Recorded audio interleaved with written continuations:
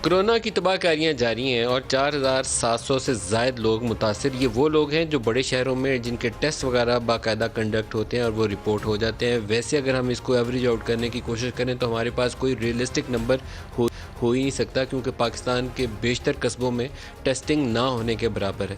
तो नंबर इतना अलार्मिंग है कि बड़े शहरों में बच्चों के अंदर जो ये कोरोना की नए केसेस सामने रिपोर्ट हुए हैं, पंजाब में ऑलमोस्ट 20,000 जो बच्चे हैं, तो किस तरह मैनेज करेंगे कोई पता नहीं है। वैक्सीन की सूरत हाल अच्छी नहीं है, लोगों को हम वैक्सीन की तरफ माइल करने में भी अभी तक कामयाब नहीं हो सके और हिफाजती जो तदाबीर हैं उसमें भी अभी तक नाकामी है। तो स्टेट लेवल के ऊपर एक बाकायदा तगड़ा किस्म का मरबूत प्रोग्राम जो है उसकी ज़रूरत है लोगों की जानें बचाने के लिए। 78 डेथ्स रिपोर्ट हुई हैं आज, गुज़श्ता रोज़ 100 थी और ये नंबर इतना बड़ा है कि इसको आप जस्टिफाई नहीं कर सकते। अपनी कोताही से फैलाया है हमने ये यूके कोरोना वायरस, और इसको रोकने के लिए अभी भी जो तदाबीर करनी है उसमें बहुत ज़्यादा कमी है। दूसरी जो बड़ी खबरें हैं आज की, पाकिस्तान में नवाज़ शरीफ के ऊपर एक बहुत ही पॉपुलर स्लोगन था जो पीटीआई यूज़ करती थी। वो कहते थे नवाज़ शरीफ मोदी का यार, और वो इनकी वो जिंदल के साथ जो फ़ोटो थी, फिर वो मित्तल के साथ फ़ोटो थी, वो इस खबरें चलती थी कि नवाज़ शरीफ का स्टील का कारोबार है, तो वो जिंदल फैमिली जो थी वो भी स्टील के बिज़नेस में थी। तो इनके मामला सारे इंडिया के साथ है ही यही हैं कि इन्होंने वो इतफाक़ फाउंड्री चलानी है। इतफाक़ फाउंड्री वैसे अब है नहीं, लेकिन इल्ज़ाम यही था कि इनकी गर्दन में सरिया आया हुआ है इतफाक़ फाउंड्री का। ये टर्म यूज़ होती थी जलसों में। तो आज पाकिस्तान तहरीक इंसाफ की हुकूमत ने 2 फैसले लिए हैं। हमाद अज़हर को चार्ज मिला फाइनेंस मिनिस्ट्री का, और देखिए किस्मत उनकी कि पहले फैसले उनको ईसीसी में करने पड़े भारत से शुगर इंपोर्ट 5 लाख टन, और दूसरा फैसला करना पड़ा भारत से कपास की इंपोर्ट की इजाज़त देने का। मोदी का यार, और मोदी का यार के ऊपर मज़ीद ये बताऊं कि पाकिस्तान में 5.64 मिलियन टन्स के अभी तक एस्टिमेट्स हैं मिलियन बेल्स कॉटन के, जो आम तौर पर पाकिस्तान में 14 मिलियन बेल्स कॉटन होती थी। हम लार्जेस्ट जो हमारा प्रोडक्ट है एक्सपोर्ट बास्केट के अंदर वो टेक्सटाइल आइटम्स हैं, और वो हम 14 मिलियन बेल से गिर के 5.64 मिलियन बेल्स कॉटन पे आ चुके हैं। इस कदर ज़्यादा तबाही एग्रीकल्चर सेक्टर में किसी क्रॉप की हो नहीं सकती जितनी हमने इसकी देखी। सबब उसका शुगर है, शुगर केन माफिया। और शुगर केन माफिया में भी जो इंटरनल इनकी आपस में इन फाइटिंग है ना पाकिस्तान तहरीक इंसाफ की, वो इनको पहले भी ले बैठी है और मज़ीद पाकिस्तान और इस पार्टी के नुकसान का बायस भी बनेगी। ग्रुप्स हैं इस पार्टी के अंदर, एक ग्रुप का नाम है जहांगीर तरीन, दूसरे ग्रुप का नाम है असद उमर, और ये ग्रुप आपस में एक दूसरे की खींचातानी में पहले दिन से लगे हुए हैं और आज तक वो काम जारी है। FIA ने केसेस रजिस्टर किए हैं जहांगीर तरीन के ख़िलाफ़, जिसमें कोई 3.25 अरब की करप्शन के इल्ज़ाम हैं।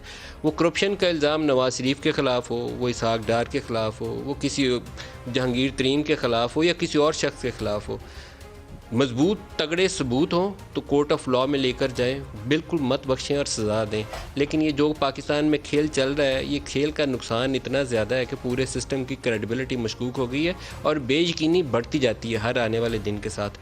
गुज़श्ता रोज़ बाज़ एक इंटरनेशनल मीडिया वेबसाइट्स के ऊपर एक ख़बर शाया हुई, और वो ख़बर जो थी वो पाकिस्तान के लिए बहुत ज़्यादा हज़ीमत का बायस है।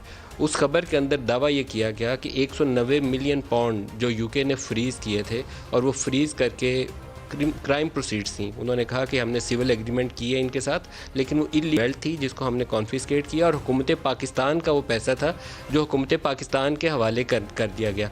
लेकिन सम हाउ वो 190 मिलियन पाउंड जो पाकिस्तान आया और सुप्रीम कोर्ट में एडजस्टमेंट में दे दिया गया, उसके साथ उन्होंने 2 तस्वीर शाया की, और वो दोनों तस्वीर जो मीटिंग की थी उसमें शहजाद अकबर साहब मीटिंग कर रहे हैं मलिक रियाज से लंदन में, और कहा जाता है कि एक उसी घर के बाहर की तस्वीर है और जिसको कॉन्फिस्केट किया गया जिस प्रॉपर्टी को, और उसकी ख़बर के अंदर ये भी दावा किया गया कि वो घर अभी भी उन्हीं के पास है जिनसे कॉन्फिस्केट होना था, क्वेश्चन मार्क के आगे।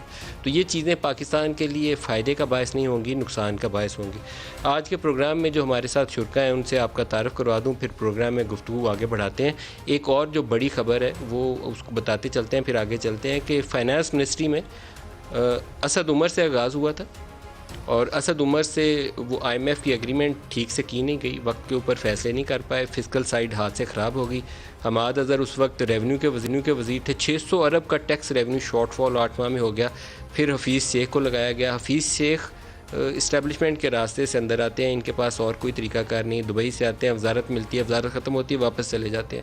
IMF से एग्रीमेंट कर लिया, लेकिन इकनॉमिक रिवाइवल कोई नहीं है, ग्रोथ ना होने के बराबर है, अनएम्प्लॉयमेंट बढ़ चुकी है, महंगाई बहुत ज़्यादा है।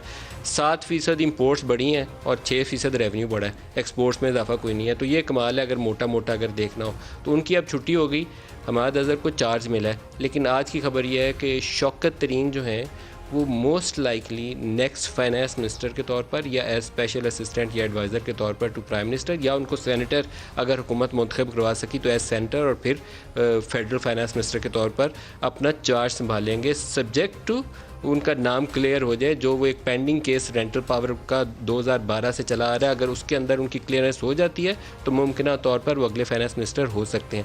जब हफीज़ शेख को ये ओहदा दिया गया था तो उस वक्त भी फर्स्ट प्रायोरिटी पे ये ऑफ़र शौकत तरीन को की गई थी, लेकिन उन्होंने रिफ्यूज़ कर दिया था कि जब तक केस ख़त्म नहीं होता मैं ये ओहदा कबूल नहीं करूँगा।